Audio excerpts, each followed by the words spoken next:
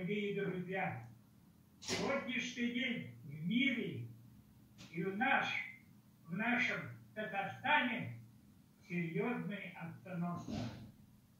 Коронавирус, который охватил почти весь земной шар, оно имеет огромное значение, потому что это касается каждого человека.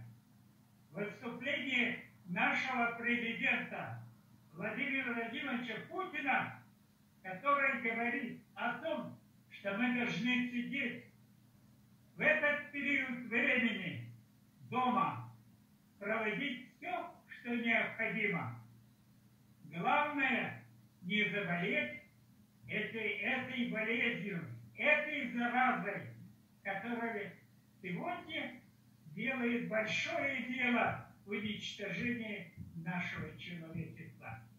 Я, как ветеран Великой Отечественной войны, прошу вас всех быть дома,